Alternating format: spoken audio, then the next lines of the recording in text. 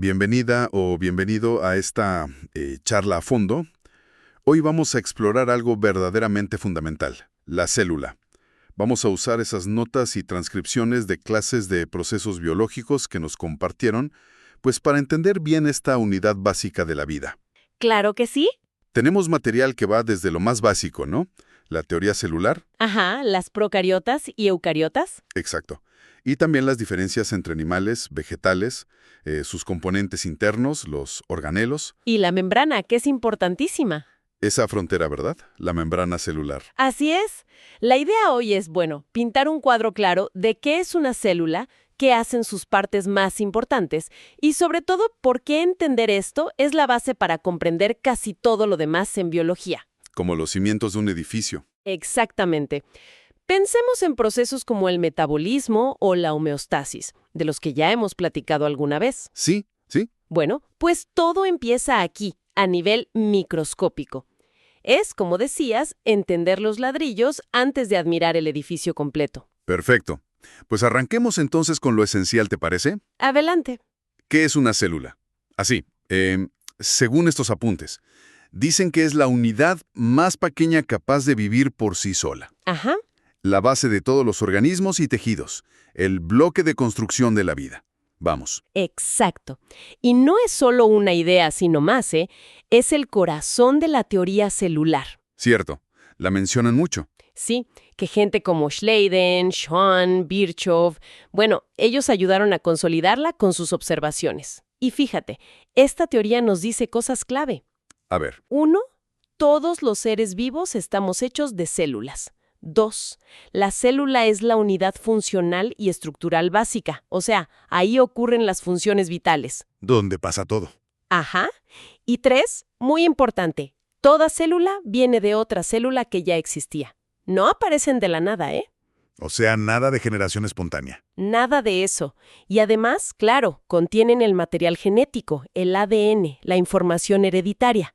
Y algo que a mí me parece increíble, viendo la diversidad de vida que hay, es que todas las células, no importa si son de, no sé, una bacteria o de un elefante, comparten 3 cosas sí o sí. Así es, 3 componentes universales. Una membrana que las rodea, como especie de piel, ¿no? La membrana plasmática. El citoplasma, ese relleno medio gelatinoso donde pasan muchas cosas. El escenario de la acción, sí. Y el material genético, el ADN, las instrucciones maestras. Totalmente. Esos 3 componentes son como la firma universal que dice aquí hay vida celular. La membrana define el adentro y el afuera. El citoplasma es donde todo ocurre y el ADN, es el director de la orquesta. Ok, ahora, las notas marcan una división grande, como 2 modelos básicos de célula. Primero están las procariotas. ¿Qué onda con ellas? ¿Qué las hace diferentes? Su característica principal es que son, estructuralmente más sencillas. Lo más notable es que no tienen un núcleo definido. Sin núcleo. Sin un núcleo con membrana propia, como el que tenemos nosotros. Su ADN anda más bien libre, flotando en una zona específica del citoplasma que llamamos nucleoide. Ah, ok. Imagina los planos importantes de un taller, pero en lugar de estar en una oficina cerrada con llave, están en una carpeta designada ahí en medio del taller. Entiendo la analogía. Ajá. Pero a veces solo temporalmente. Y muy importante, siempre son organismos de una sola célula. Los ejemplos clásicos son las bacterias y las arqueas. Entendido. Más básicas, sin esa oficina central para el ADN y siempre unicelulares. ¿Y el otro equipo? Las eucariotas. Aquí la cosa se pone más compleja. Es un salto evolutivo importante, la verdad. La gran diferencia es que sí tienen un núcleo verdadero. Ahora sí hay oficina. Ahora sí hay oficina central, bien delimitado por su propia membrana que protege y organiza el ADN súper bien. Y además, tienen un montón de compartimentos internos, especializados, los organelos. Los departamentos que decías. Exacto, cada uno con su chamba específica. Es como pasar de ese taller simple a una fábrica enorme, con distintos departamentos súper especializados. Producción, empaque, energía, limpieza. Vaya. Las eucariotas pueden ser unicelulares, ojo, como las levaduras o algunos protistas.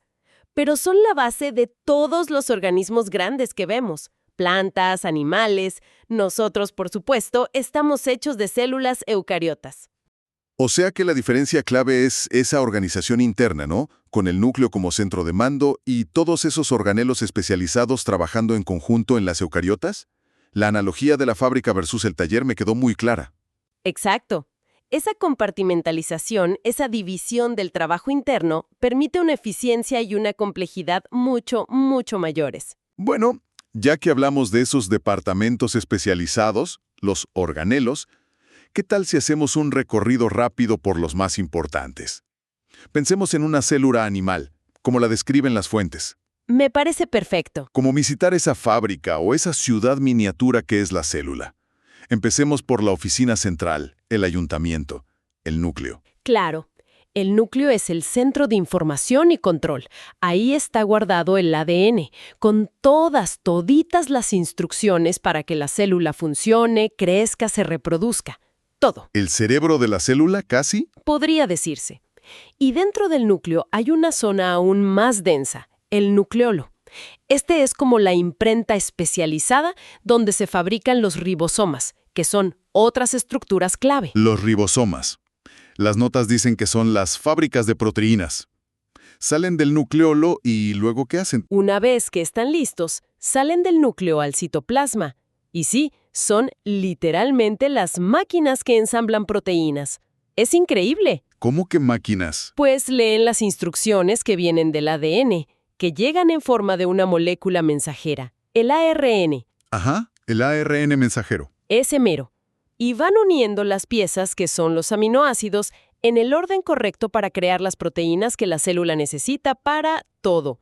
Para su estructura, para hacer enzimas que aceleran reacciones, para mandar señales. Para todo, básicamente. Para casi todo. Y los encuentras flotando libres en el citoplasma o pegados a otra estructura muy grande, el retículo endoplasmático. Ah, el retículo endoplasmático. El RE, ¿verdad? Suena como a una red de caminos internos o canales. Ándale, es justo eso. Una red súper extensa de membranas que se pliegan o forman como sacos y túbulos por todo el citoplasma. Y hay dos tipos que se ven diferentes y hacen cosas distintas. ¿Dos tipos? Sí, está el retículo endoplasmático rugoso, el RER. Se llama así porque tiene ribosomas pegados en su superficie, como si tuviera granitos. Ah, por eso rugoso. Exacto. Y su trabajo principal es ayudar a modificar y plegar correctamente las proteínas que fabrican esos ribosomas que tiene pegados. Las prepara para su destino final. Ok, procesamiento de proteínas. ¿Y el otro? El otro es el retículo endoplasmático liso, el REL. Este no tiene ribosomas, por eso es liso, y se encarga más bien de fabricar lípidos, o sea, grasas y aceites, también de detoxificar ciertas sustancias y de almacenar calcio, que es importante para muchas señales celulares. O sea, como que el RER es la línea de ensamblaje y modificación de proteínas, y el REL es más como la planta de producción de químicos y almacén. Justo así, es una división del trabajo muy eficiente dentro de la misma red de membranas. Fascinante. Y de ahí, las moléculas van a otro lado. Mencionan mucho el aparato de Golgi. Exacto. Si el RER es producción y modificación inicial, el aparato de Golgi es el centro de procesamiento final, empaquetado y distribución. Piénsalo como la oficina de correos o el centro logístico de la célula. La paquetería celular. Ándale, la paquetería. Recibe las proteínas y lípidos que vienen del RER, les da los últimos toques, a veces les añade azúcares u otras cosas, los clasifica súper bien según a dónde tienen que ir. ¿Y cómo los manda? Los empaqueta en bolsitas hechas de membrana, que se llaman vesículas. Y estas vesículas viajan ya sea a otras partes de la célula o incluso se fusionan con la membrana externa para liberar su contenido fuera de la célula. Entonces la ruta sería instrucciones del núcleo, Ajá. fabricación en ribosomas, Sí. procesamiento inicial en el RE Rugoso o liso, según sea. y empaquetado final y envío en el Golgi. Toda una cadena de producción y logística. Justamente. Y lo asombroso es la precisión con la que funciona esta cadena, ¿no? Ahora, claro, para que todo esto funcione, para que la fábrica opere, se necesita energía. Y ahí entran las mitocondrias. Siempre las mencionan como las centrales energéticas. Y con toda razón. Son cruciales, de verdad. Aquí es donde ocurre la mayor parte de la respiración celular. La respiración, como la nuestra. Bueno, a nivel químico es el proceso donde se libera energía de los nutrientes. Toman el combustible, como la glucosa que viene de la comida, y usando oxígeno lo queman de forma muy controlada para producir ATP. ATP. Esa es la molécula de energía, ¿cierto? Exacto, es como la moneda energética universal de la célula. Casi todo lo que requiere energía en la célula, construir cosas, moverse, transportar activamente, usa ATP que se produjo mayormente aquí, en las mitocondrias. O sea, sin mitocondrias funcionales. La célula básicamente se queda sin pila, se apaga. Fundamental, entonces. ¿Y qué hay de la limpieza? Digo, en una fábrica tan activa debe haber desechos, cosas viejas. Claro, y para eso están los lisosomas. Son como el equipo de reciclaje y eliminación de residuos de la célula. El estómago celular, leí por ahí. Podría ser una analogía. Contienen enzimas digestivas muy potentes, capaces de descomponer organelos que ya están viejos o dañados, moléculas que ya no sirven o incluso bacterias o virus que la célula haya podido comerse para defenderse. Mantienen la célula limpia y funcional. Ok, reciclaje y defensa.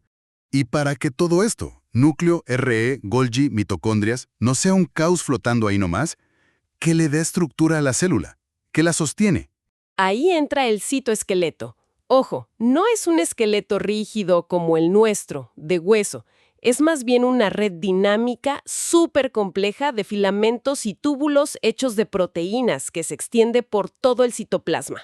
Dinámica, o sea, cambia. Sí, constantemente se está armando y desarmando según las necesidades de la célula. Le da forma, le da soporte mecánico, ayuda a que los organelos se muevan a donde deben ir como si fueran carreteras internas e incluso participa en el movimiento de la célula misma si es una célula que se mueve y es crucial para la división celular. Vaya. Es como el andamiaje interno, las vigas, los cables de la ciudad celular, pero un andamiaje que se puede reconfigurar todo el tiempo. Exacto. Es estructura y movimiento a la vez. ¡Qué complejidad interna! Es realmente como una ciudad en miniatura trabajando sin parar. Ahora, si te parece, volvamos a esa estructura que dijimos era universal y fundamental, la membrana plasmática. Perfecto. Las fuentes insisten mucho en que es bastante más que una simple bolsa contenedora. Muchísimo más. Es la frontera inteligente, es la aduana súper selectiva de la célula. Sin ella, no habría célula. ¿Y cómo está hecha? ¿Mencionan algo del modelo del mosaico fluido? Ajá. Ese modelo describe su estructura básica. Imagina una doble capa, una bicapa, de unas moléculas llamadas fosfolípidos. Fosfolípidos. Grasas con fósforo. Algo así. Tienen una cabeza que ama el agua, es hidrofílica, y dos colas largas que odian el agua, son hidrofóbicas. En el ambiente acuoso de la célula y su exterior, se organizan solitas, las cabezas hacia afuera y hacia adentro, tocando el agua, y las colas escondidas en medio, unas frente a otras, lejos del agua. Ah, como un sándwich, donde el pan es la cabeza que sí le gusta el agua y el relleno son las colas que no. Exacto. Y ese relleno hidrofóbico crea una barrera natural muy efectiva para la mayoría de las cosas solubles en agua. No pueden pasar así como así. Ok, esa es la barrera básica, la bicapa lipílica.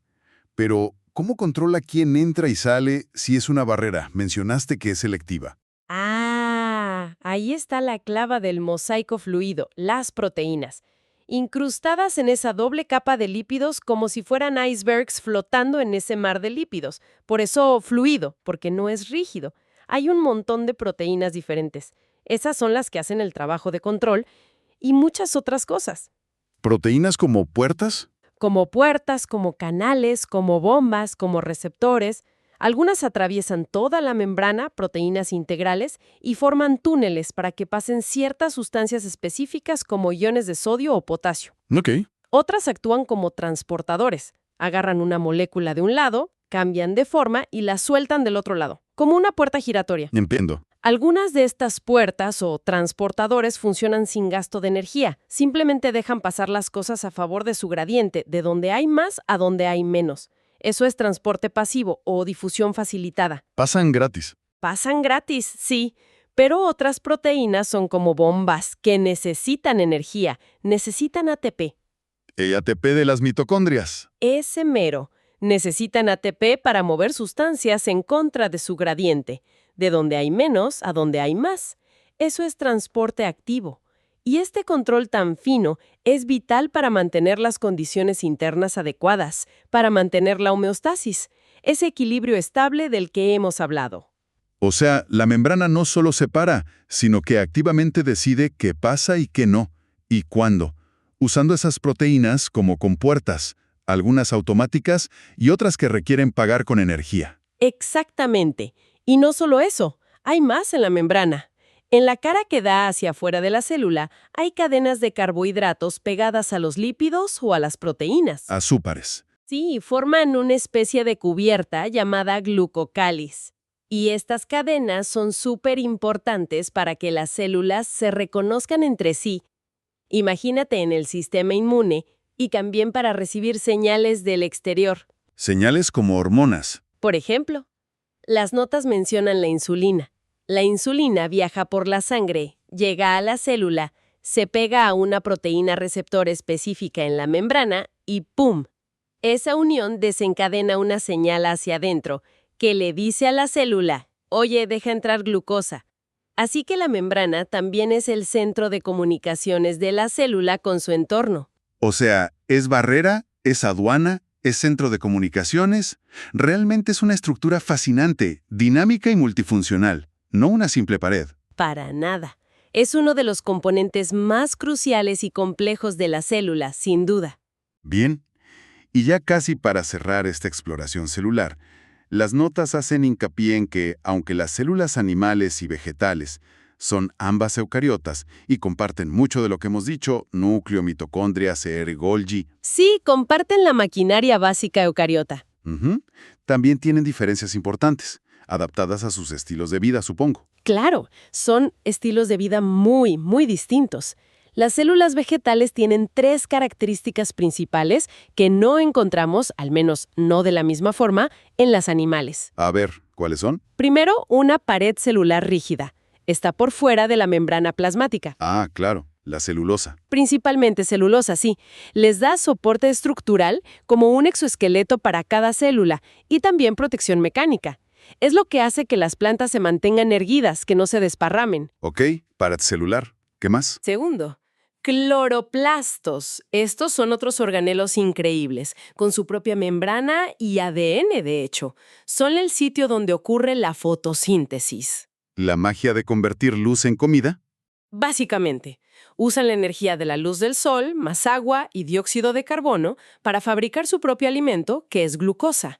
Son como pequeños paneles solares y fábricas de azúcar dentro de la célula. Los animales no podemos hacer eso, tenemos que comer para obtener energía. Cierto. ¿Y la tercera diferencia? Una gran vacuola central. Generalmente es una y ocupa una parte enorme del volumen de la célula vegetal adulta, a veces hasta el 90%. ¿Un 90%? ¿Y qué hace? Es como un gran tanque de almacenamiento. Guarda agua, principalmente, pero también nutrientes, iones, pigmentos y hasta productos de desecho. Y además, al llenarse de agua, empuja contra la pared celular y ayuda a mantener la presión interna, lo que se llama turgencia. Eso también contribuye a la rigidez de la planta. ¡Wow! Pared, cloroplastos y esa vacuola gigante. Esas son las 3 grandes diferencias estructurales. Las células animales pueden tener vacuolas, pero son chiquitas, muchas y no tienen esa función de turgencia. ¿Y por el lado animal, hay algo distintivo que falte en las plantas? Pues típicamente las células animales tienen centriolos. Son unas estructuras pequeñas, cerca del núcleo, que participan en la organización del citoesqueleto y son muy importantes durante la división celular. Ayudan a repartir los cromosomas. La mayoría de las plantas superiores no los tienen, usan otros mecanismos. Muy claro. Entonces, a ver si puedo recapitular esta exploración tan interesante. La célula es la unidad mínima de vida. el ladrillo esencial de todo ser vivo. Ujú.